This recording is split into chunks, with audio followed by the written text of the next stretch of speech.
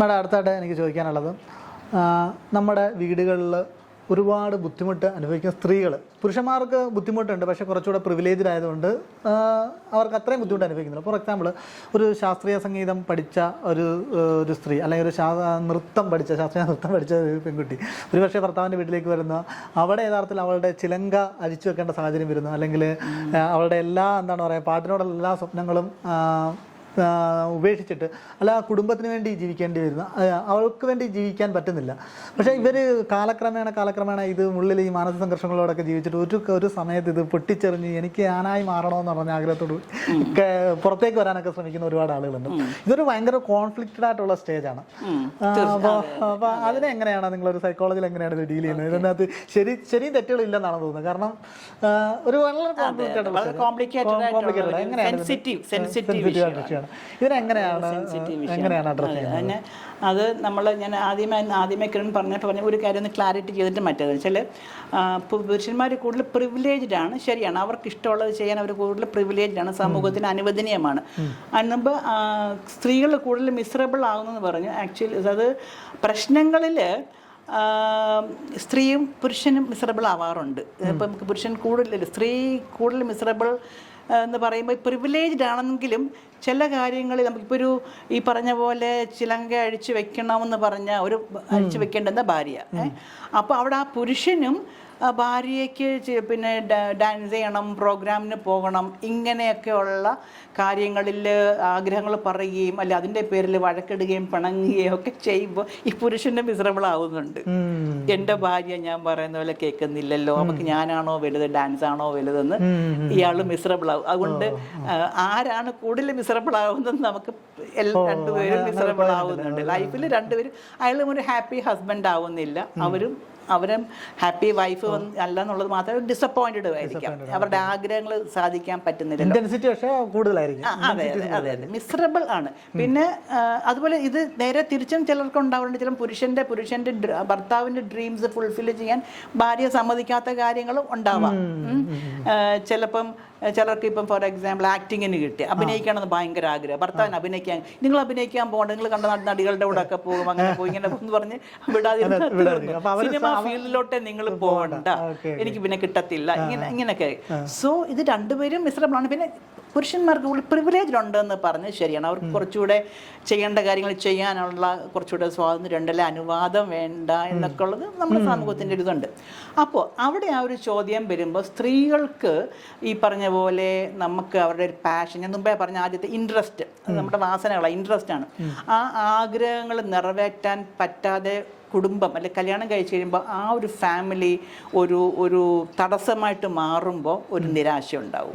ശരിയാണ്, എനിക്ക് ഞാൻ ആവാൻ പറ്റുന്നില്ലല്ലോ. നമ്മൾ കല്യാണം കഴിച്ചപ്പോൾ ഇതൊന്നും അത്ര ചിന്തിച്ചില്ല, കല്യാണം കഴിച്ച് കഴിയുമ്പോഴാണ് ഇതൊക്കെ റിയാലിറ്റി അറിയുന്നത്. അങ്ങനെ വരുമ്പോൾ അവർക്ക് അവിടെ ഒരു വലിയ സംഘർഷം, അങ്ങനെയുള്ള സ്ത്രീകളൊക്കെ നമ്മുടെ അടുത്ത് സംസാരിച്ചിട്ടുണ്ട്.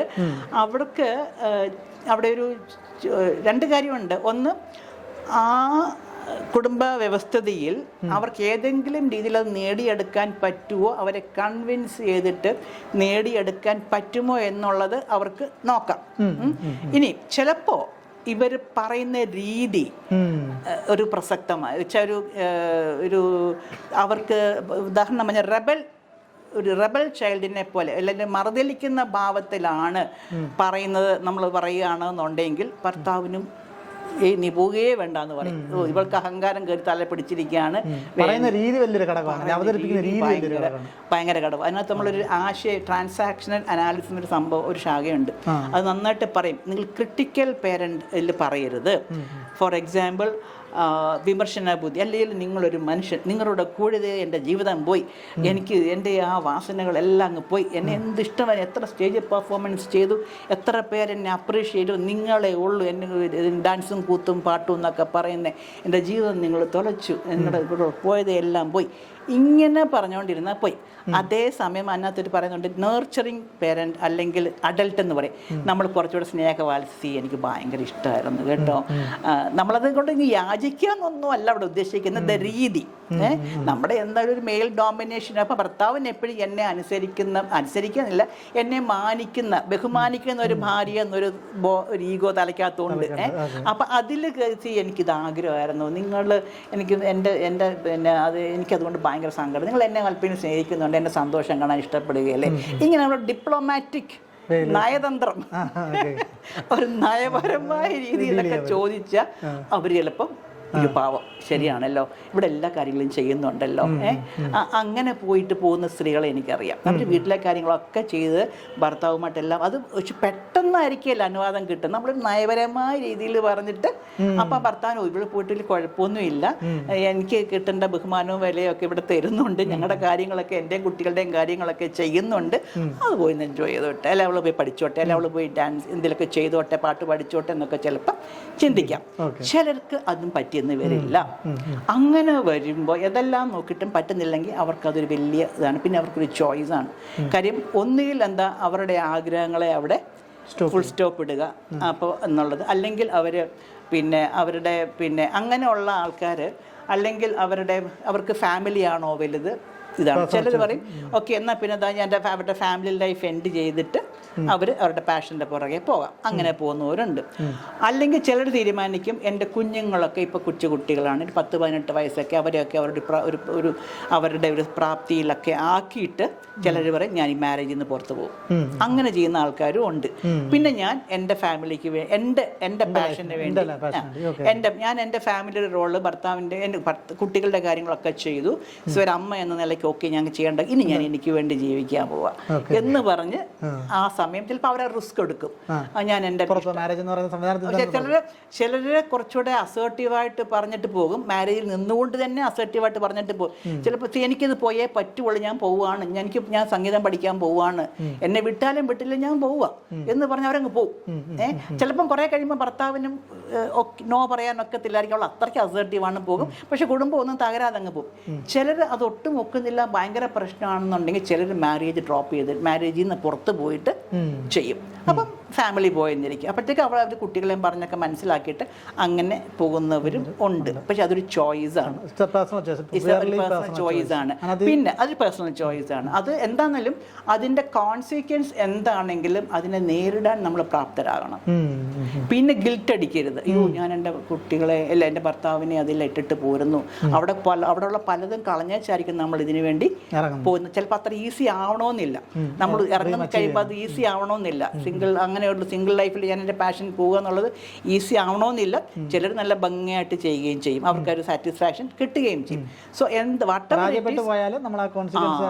മെറിറ്റ് ആൻഡ് ഡിമെറിറ്റ്സ് എന്താണേലും നമ്മൾ അതിൻ്റെ കോൺസിക്വൻസ് ഒക്കെ വളരെ കാൽക്കുലേറ്റ് ചെയ്ത് മനസ്സിലാക്കിയിട്ട് പോകുന്നവരും ഉണ്ട്. പിന്നെ മറ്റു ചിലരുണ്ട്, അവർ ഓൾട്ടർനേറ്റീവ്സ് കണ്ടുപിടിക്കും. എനിക്കിപ്പം ഡാൻസ് അല്ലെ സംഗീതം, അതെൻ്റെ ഒരു പാഷനാണ്, എനിക്ക് ഭയങ്കര ഇഷ്ടം, അതുകൊണ്ട് അത് ഫുൾഫിൽമെൻറ്റ് കിട്ടുന്നുണ്ട്. ഇത് മാത്രമേ ഉള്ളൂ എനിക്ക് സന്തോഷിക്കാൻ. എല്ലാം ഇത് ചെയ്യുന്നൊക്കെ നമ്മുടെ ഹാപ്പിനെസ്സിന് വേണ്ടിയിട്ടാണല്ലോ ചെയ്യുന്നത്. ഇപ്പോൾ ഫാമിലി ലൈഫ് എല്ലാം മറ്റു കാര്യങ്ങളിലൊന്നും ഒരു കുഴപ്പമില്ല, നല്ലൊരു ഫാമിലി ലൈഫാണ്. ഇത് മാത്രമാണ്, ഇത് നേടാൻ വേണ്ടിയിട്ടാണ് പോണത്.